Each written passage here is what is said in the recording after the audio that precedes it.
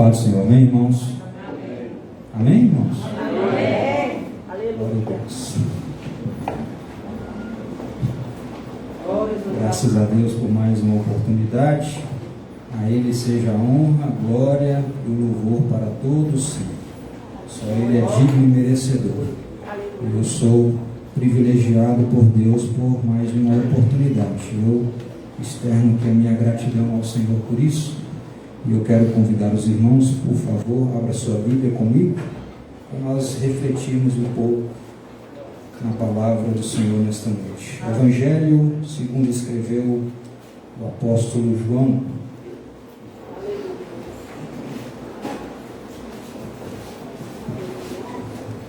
Evangelho, segundo o apóstolo João, capítulo de número 20. Glória a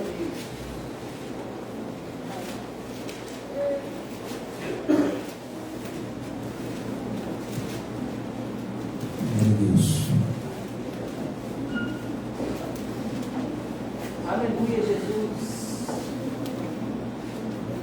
Parece, mas toda vez eu fico tremendo. Parece sempre a primeira vez. É algo incrível. Glória a Jesus. Evangelho de João, capítulo 20, verso 10 até o verso 15. Nos acompanhe, por favor. Então os discípulos voltaram para casa. Maria, porém, ficou chorando junto à entrada do sepulcro. Enquanto chorava, abaixou-se para olhar para dentro do sepulcro e viu dois anjos vestidos de branco, assentados onde estivera o corpo de Jesus, um à cabeceira e o outro aos pés. Os anjos lhe perguntaram: mulher, por que choras? Ela respondeu: levaram o meu Senhor e não sei onde o puseram. Tendo dito isto, voltou-se e viu a Jesus ali em pé, mas não percebeu que era Jesus.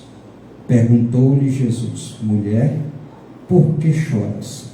A quem procuras? Pensando tratar-se do jardineiro, ela respondeu: Senhor, se tu o levaste, dize-me onde o puseste, e eu o irei buscar. Amém? O anjo perguntou para Maria: mulher, por que choras? Por quê? Por que choras? Amada igreja, queridos irmãos, hoje, dia 29 de dezembro de 2024, antepenúltimo dia do ano. Quando nós naturalmente chegamos nesse momento, e isso é algo que se torna até algo tradicional, nós fazemos uma retrospectiva da nossa vida. E quando nós fazemos isso, nós vamos retroceder aproximadamente um ano. E lembrarmos que lá atrás, costumeiramente, o que nós fazemos é traçar planos, metas, criamos expectativas, delineamos o ano que vai se iniciar, como tudo irá transcorrer. Alguns são extremamente detalhistas nos seus detalhes assim em relação às suas metas, aos seus objetivos, aos seus anseios. Muitos costumam fazer as suas promessas de uma maneira um pouco mais genérica ou generalizada, mas outros são mais minuciosos quanto a isso. Ocorre que quando nós chegamos num momento como hoje, e nós fazemos essa retrospectiva, naturalmente nós vamos perceber que aquilo que nós estabelecemos, planejamos, criamos de expectativa, os anseios que nós geramos no nosso coração, muitos deles ficaram pelo caminho. Alguns conseguimos alcançar, conseguimos concretizá-los, conseguimos realizá-los, mas muitos outros não. Muito daquilo que nós prometemos que iríamos fazer, ou que queríamos alcançar, isso não se materializou na nossa vida. Essas situações geram, naturalmente, um misto de emoções. Para aqueles que conseguem alcançar alguns dos seus objetivos, naturalmente, se alegram, se regozijam. Mas aqueles que se veem frustrados nos seus planos, eles se entristecem. Muitos sofrem de uma maneira terrível, sentem dor. E o que gerou que esse plano, esse anseio talvez não se concretizasse, foram as circunstâncias que nós não temos o controle sobre eles, e muitas vezes nos acomete ao longo da caminhada e acaba nos atingindo, atrapalhando, impedindo de alcançarmos exatamente aquilo que propomos no nosso coração inicialmente. E isso gera em nós dor, isso gera em nós frustração, porque muitas vezes você olha para trás e fala assim: eu queria que este ano a minha vida tivesse sido um pouco diferente, porque o ano anterior eu tinha passado por algo semelhante, mas ao final eu coloquei no meu coração e diante de Deus que esse ano seria diferente. Porém, as circunstâncias da vida e até mesmo as nossas limitações e fraquezas não permitiram que nós alcançássemos esse objetivo. E aí a frustração bate no nosso coração. Muitos, quando chega essa época de Natal, de Réveillon, muitas pessoas se sentem deprimidas. É tomada por um sentimento estranho, até difícil de descrever, que ele não consegue expressar, externar o que ele está sentindo, mas é fruto inconscientemente das frustrações que ele acumula ao longo do ano. Isso gera dor, gera tristeza. São diversas as emoções que afloram a pele de cada um de nós. E consequentemente, qual a forma que nós, seres emotivos que somos, diante dessas emoções que se afloram na nossa vida ao longo da nossa jornada, especialmente quando paramos para refletir e fazer uma análise retrospectiva da nossa vida. A maneira que nós expressamos esses sentimentos, naturalmente, é o choro. Você chora porque está alegre, você chora porque está triste. Você chora quando algo de bom lhe acontece, mas quando algo ruim também acontece, você também chora. É a forma mais simples de expressar as nossas emoções, é através do choro. E uma vez que nós externamos a nossa emoção através do choro, e quando nós choramos, as lágrimas não se expressam como as palavras, as pessoas que estão à nossa volta, ao nosso redor, não conseguem decifrá-las, não compreendem as nossas lágrimas. E aí, diante dessa indefinição do que significa aquele momento de emoção que se aflora e se evidencia através das lágrimas que correm no seu rosto, é a pergunta que o anjo fez para Maria: por que você chora?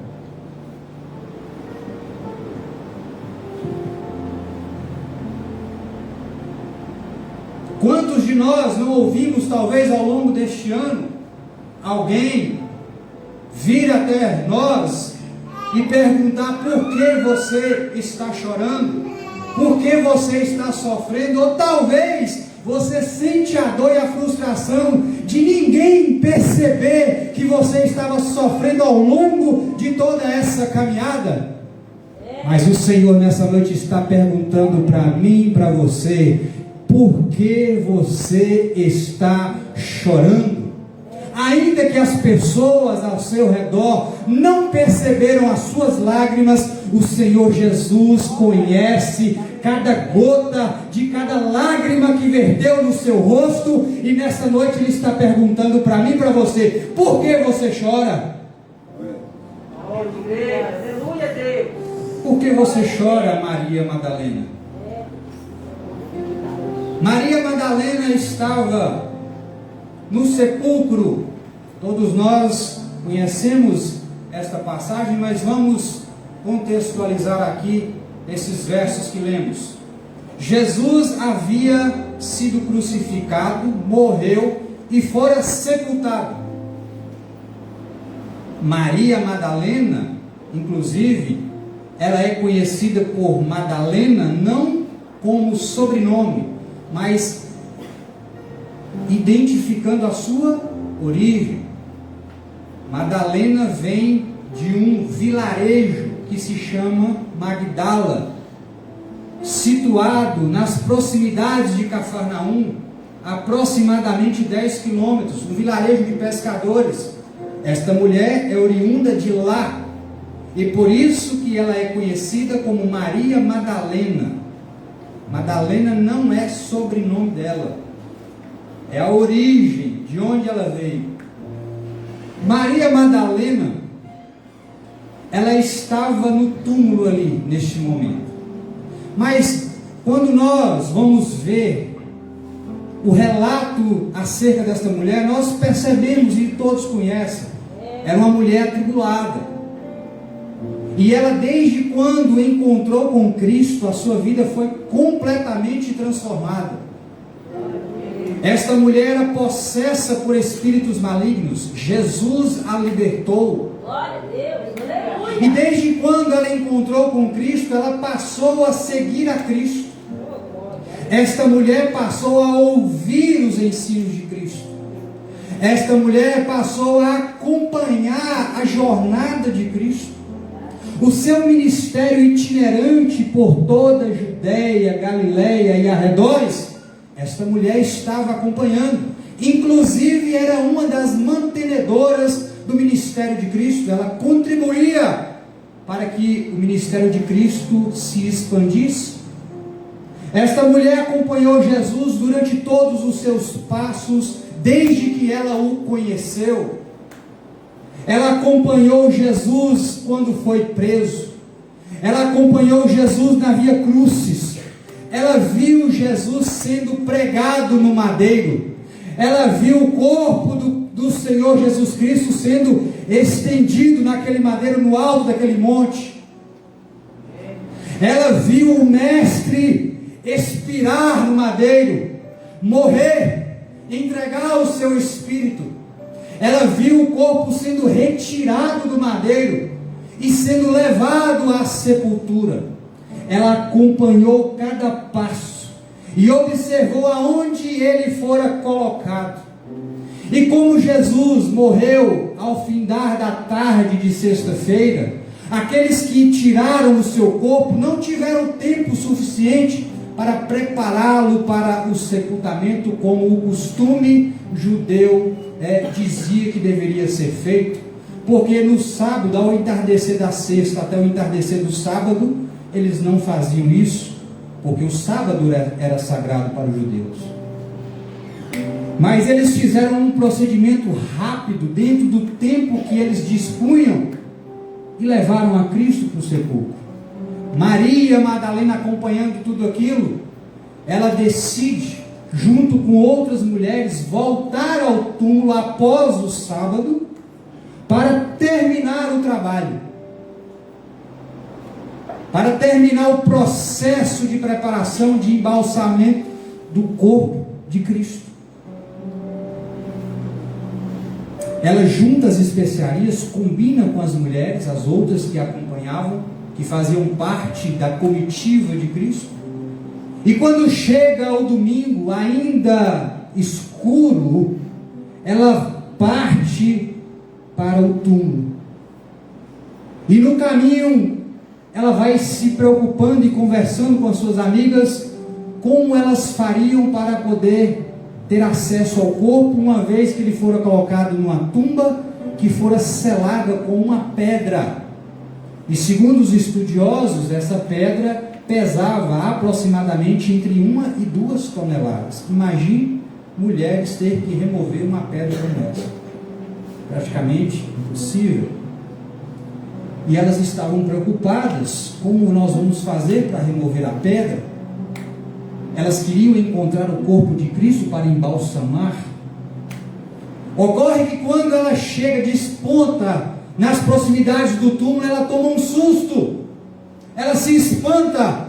Por quê? Porque ela encontra o túmulo aberto. E quando ela se aproxima, o espanto se torna ainda maior, porque o corpo de Cristo não está mais lá. Agora imagina uma mulher que teve uma vida transformada, que caminhou com Cristo, vendo tudo que ele realizara, que ele trouxe esperança e alegria para o seu coração, que criara expectativas das melhores possíveis diante das suas promessas e das suas palavras. Agora ela se depara com o seu Senhor e seu Mestre morto, enterrado numa tumba. E quando ela vai para terminar o processo de preparativo ali, de embalsamamento do corpo, esse corpo não está mais lá. E naquele tempo, naquela região, era costume os túmulos serem violados e serem os corpos furtados daquele lugar. Então elas ficaram preocupadas e querendo saber quem havia levado o corpo de Cristo. Aí o desespero é imenso no coração daquela mulher. E aí, além da tristeza de ver o seu mestre morto, agora ela se depara com o corpo do seu mestre desaparecido. O que ela consegue fazer nesta hora? Chorar. O que ela poderia fazer se não chorar? O que eu e você numa situação daquela poderíamos fazer? Gritar? Espernear? Esbravejar com todas as nossas forças? Até poderíamos fazer isso, mas as emoções que se aflorariam na nossa pele não nos permitiria isso, apenas nos concederia a capacidade de chorar diante do túmulo do Mestre, porque não compreenderíamos o que estava acontecendo. E de repente Maria Madalena se depara com 2 homens, que diz o texto que eram 2 anjos, mas ela não sabia que eram anjos. E esses homens, esses anjos, vendo aquela mulher desesperada, e é um detalhe interessante que o apóstolo João, se você ler o capítulo 24 de Lucas, 28 de Mateus e 16 de Marcos, que relatam o momento da ressurreição de Cristo, você vai perceber que só João cita só Madalena. Os outros citam as outras mulheres: Joana, Salomé, Maria, mãe de Tiago. Eu imagino que essa mulher estava tão desesperada que o apóstolo João focou somente no relato daquilo que ele visualizou da cena daquela mulher.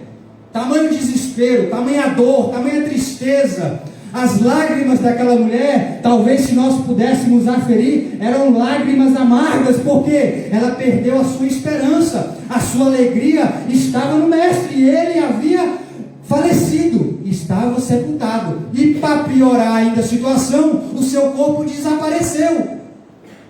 Imagina nós que perdemos algum ente querido, chegarmos no cemitério e encontrarmos ali um local onde ele foi sepultado violado.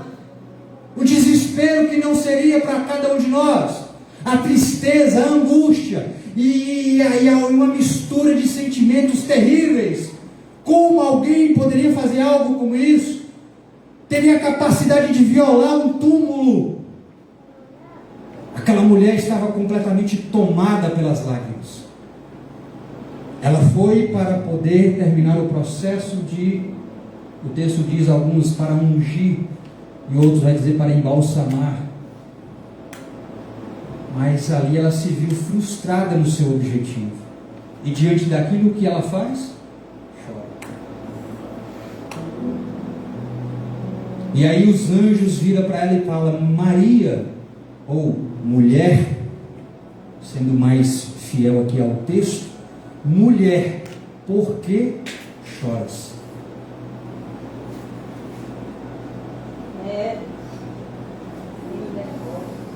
Essa expressão, por que choras, obviamente é uma interrogação, é uma pergunta, mas essa pergunta não é uma pergunta comum, como aquela que nós esperamos uma resposta sim ou não.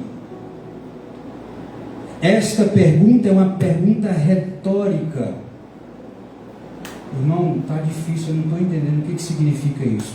Uma pergunta retórica é uma pergunta que não espera daquele que ouve uma resposta sim ou não. É uma pergunta que quem faz a pergunta já sabe a resposta.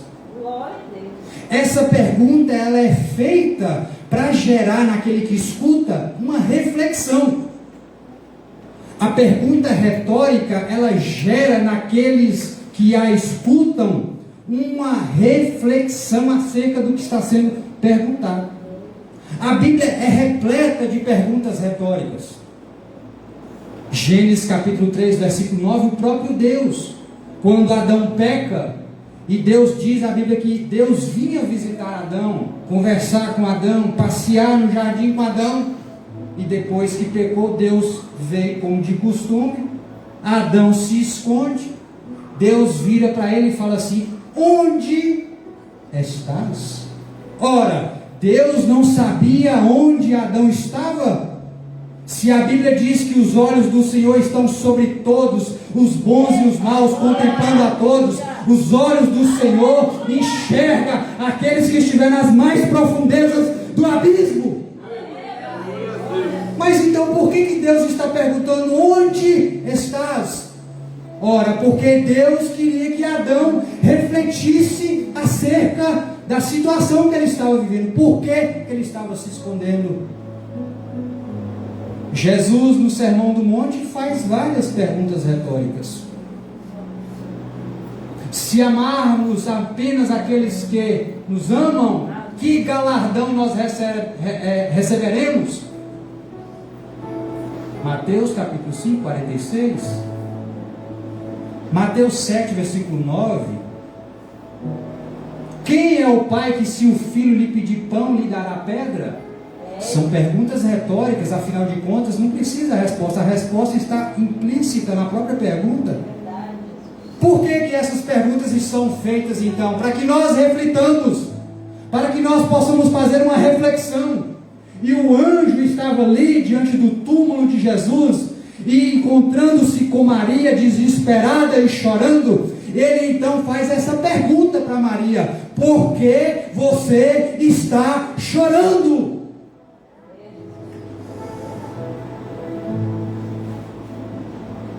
Por que você está chorando? Se é uma pergunta retórica, naturalmente ele queria que uma reflexão fosse feita, que Maria pudesse analisar a si mesma e tentar entender o contexto que ela estava vivendo. Ora, ela não se lembrava das mensagens de Cristo, que falava que era necessário que o Filho do Homem padecesse, morresse, e mais ao terceiro dia ele ressuscitaria. Maria precisava relembrar aquilo que o Mestre estava pregando desde quando ela o encontrou. Então, para fazer com que aquele desespero se aquietasse, se acalmasse, o anjo perguntou: por que choras? E nós vamos perceber que, mesmo assim, ela ainda fica completamente desesperada. E aí o próprio Cristo se apresenta. Perceba o tamanho do desespero daquela mulher. Cristo se apresenta para Maria e faz a mesma pergunta do anjo: mulher, por que choras? Aí ele acrescenta outra: aqui procuras. É como se ele estivesse dizendo a própria pergunta: eu aqui. Você está procurando quem? Mas a mulher, desesperada, ela não reconheceu o seu mestre. Ela achou que se tratava do jardineiro. Olha, se o Senhor tirou ele daqui, me fala onde é que o Senhor pôs, que eu vou lá buscar. Aí Jesus falou assim: eu vou desmontar você agora, Maria. Aí quando ela ouviu a doce e suave voz do mestre chamando-a pelo nome, aí não tem desespero mais, não tem lágrima, não tem dor, não tem frustração, não tem decepção, não tem angústia, não tem tribulação que resista à voz do nosso mestre nos chamando pelo nome. E ele está perguntando para mim, para você: por que você está chorando? E ele está te chamando pelo nome. Luciano, porque você está chorando. O Emerson, porque você está chorando. Larissa, porque você chora. Ele está chamando cada um aqui nesta noite pelo próprio nome. O Arley, porque você chora. Valquíria, porque você está chorando. O ano está se findando e eu estou vendo as suas lágrimas. Aleluia. E nesta noite ele está chamando cada um de nós pelo próprio nome. Escute a doce voz do mestre e receba o bálsamo curador dele. Louvado seja Deus. Por que choras? Por que choras?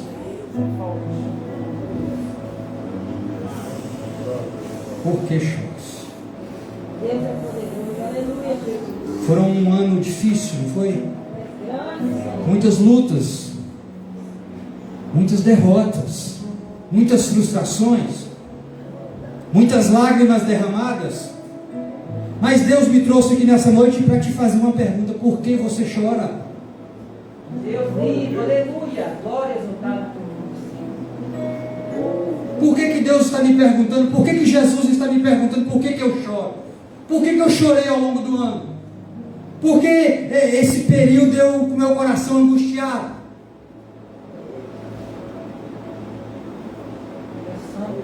Ele quer que você compreenda algo muito simples.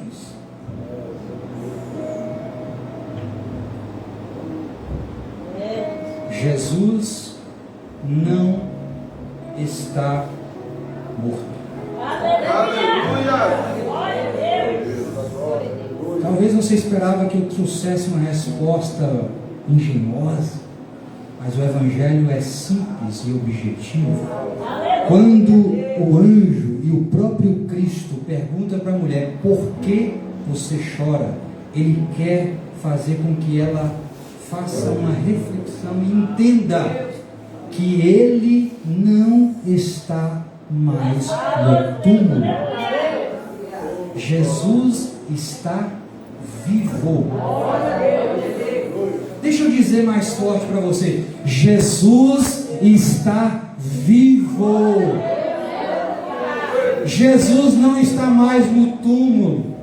É como se Jesus dissesse para Maria: Maria, houve um terremoto, a pedra foi removida e eu me levantei ao terceiro dia, conforme eu prometi lá atrás, Maria. A minha palavra é verdadeira, eu prometi, eu cumpro. Eu vim para morrer por você e ao terceiro dia eu ressurgi para mostrar para você, aleluia, que a sua vida não foi transformada somente durante esses 3 anos de caminhada, mas a sua vida foi transformada para toda a eternidade. Eu vim pagar o preço da sua alma. Eu estou vivo. Por que você chora, Maria?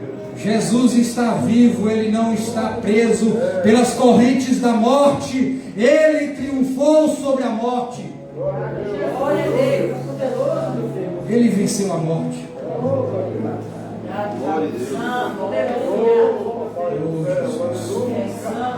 Deus está vendo o seu coração aí, meu irmão, meu irmão. Ele está vendo o seu coração dilacerado. Como Ele vê o meu. Como assim? Esse período é triste para nós. Eu estava em casa chorando alguns dias. Exatamente olhando para trás e falando assim: Senhor, esse ano poderia ter sido melhor. Algumas coisas poderiam não ter acontecido, que aconteceram, e outras que eu queria não aconteceram. E aí eu me deparo com este texto e Jesus vira para mim e fala: por que você está chorando? Aquilo que você almejava você não conquistou, aquilo que você esperava não aconteceu, o seu sonho não se realizou, talvez a tragédia bateu na sua porta, mas por que você está chorando? Jesus está vivo. Jesus está vivo. A minha esperança é qual? A sua esperança é qual? A esperança sua está nas coisas desta vida? Está nos sonhos materiais que nós podemos alcançar nessa vida ou não? A minha esperança está no Cristo ressurreto. A minha alegria está em Jesus Cristo Nazareno. Ele é minha esperança, Ele é minha salvação, Ele é minha rocha, Ele é minha alegria, Ele é minha sustentação.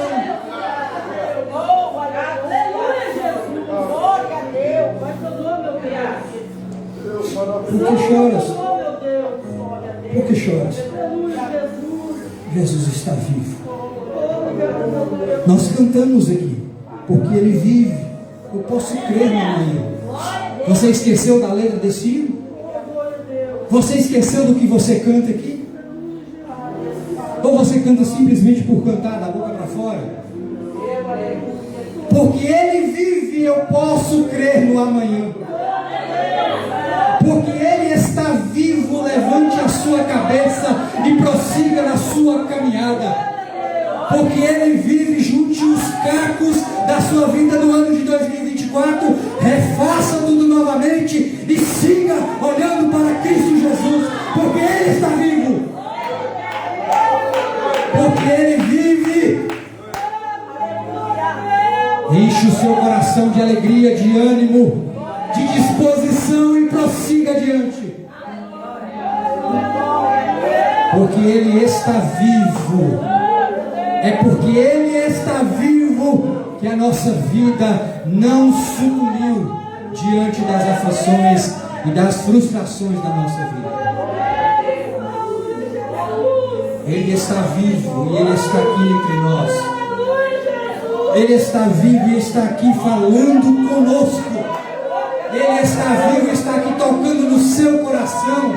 Ele está vivo e está curando a sua alma. Ele está vivo e está aqui curando as suas enfermidades. Ele está vivo e trazendo esperança para o seu lar, para o seu coração. Ele está vivo e está aqui para restaurar sua casa. Ele está vivo e está aqui para te dar uma nova direção. Ele está vivo e está aqui para te mostrar que há esperança. O mundo te engana, mas Jesus é o caminho, é a verdade e a vida. Ele está vivo. É porque Ele vive que eu creio no amanhã. Eu não faço planos para o dia de amanhã, porque eu sei que eu vou realizá-los, mas porque eu creio que Cristo está vivo. Porque eu sei que Ele está vivo. Jesus está vivo, irmãos. Jesus está vivo. Aleluia.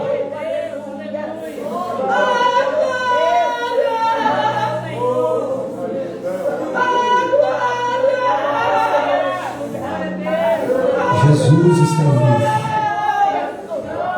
Aleluia. Jesus está vivo.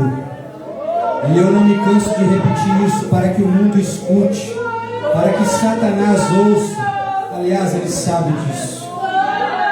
É por isso que ele tenta te parar durante a sua caminhada, porque ele sabe que Jesus está vivo.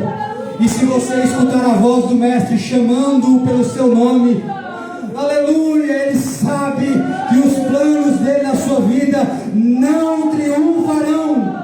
Os planos de Satanás se frustrarão, mas os planos de Deus jamais podem ser frustrados, porque Ele está vivo. Ele está vivo. A minha vida está muito difícil, irmão. A situação está muito complicada. A realidade dentro da minha casa é diferente do que você imagina. Não importa, Jesus está vivo e Ele transformou a vida desta mulher. E Ele transforma a sua vida, transforma a minha vida, transforma o seu lar, transforma o meu lar. Não há nada impossível para o Mestre Jesus fazer. Ele venceu a morte, irmão. O que pode detê-lo?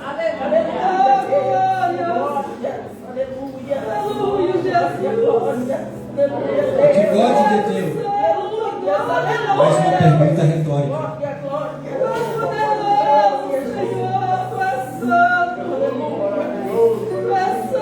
Jesus está vivo. O choro faz parte da nossa vida. É a expressão das nossas emoções, dos nossos sentimentos. Mas nunca significa o fim, mas o recomeço. Lembra do que o salmista disse no Salmo de número 30, verso 5? O choro pode durar uma noite, mas a alegria vem pela manhã. Maria chorou ao findar da sexta, chorou durante o sábado, a madrugada de domingo ela chorou, mas pela manhã ela encontrou a alegria da sua alma, a alegria do seu coração. O Cristo ressurreto se apresentou para Maria e disse: Maria, leva essa boa nova para os meus irmãos, diga para eles para levantar a cabeça, sacudir a poeira e continuar a jornada. E Jesus está dizendo para mim e para você nessa noite: 2024 está findando. O que passou, passou. O que aconteceu, aconteceu. O que não aconteceu também não importa. Levante a sua cabeça, sacuda a poeira e prossiga adiante, porque Ele está vivo. Coloque-se de pé, por gentileza. Jesus está vivo. Jesus está vivo. Jesus está vivo, Jesus está vivo. Aleluia, Jesus está vivo. Aleluia, Jesus está vivo. Jesus está vivo. Jesus está vivo. Eu gostaria de fazer uma oração aqui especificamente para alguém que compreendeu a mensagem dessa noite e que ao longo da ministração da palavra passou um flash na sua memória e você sentiu uma tristeza no seu coração. Parece que tudo aflorou novamente. E eu gostaria que você pudesse sair do seu lugar para que nós pudéssemos orar por você.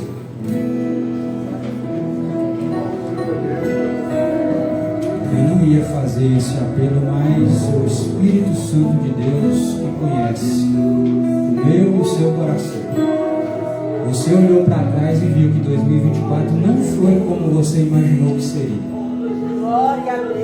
Foram muitas tristezas, muitos desapontamentos, muitas frustrações. Mas a jornada não acaba aqui. O caminho ainda é longo. Por mais difícil que pareça, apenas saiba: Jesus Cristo está vivo. Ele é o nosso Emmanuel. Ele não nos desampara em momento algum. Aquiete o seu coração, acalme o seu coração e ouça a voz do seu Senhor. Não deixe o desespero te cegar. Não deixe o desespero impedir que você ouça a voz de Cristo. Meu Deus, eu quero te pedir, Pai, nesta noite, em nome de Jesus, que o Senhor possa esquadrinhar esse coração. E eu quero te pedir em nome de Jesus, que o Senhor possa tirar a tristeza, que o Senhor possa tirar, Deus, toda a dor, tudo aquilo que ela sentiu, que ela passou, que deixou marcas nesta noite. Eu te peço, Espírito Santo, cura, Senhor, o seu interior, sara a sua alma, tira toda a tristeza, toda a angústia, toda a frustração, e nesta noite derrama o teu bálsamo sobre ela, o renovo, a alegria, o gozo, em nome de Jesus, meu Pai. O Senhor a conhece, e eu quero te pedir, meu Deus, que nessa noite o Senhor venha chamar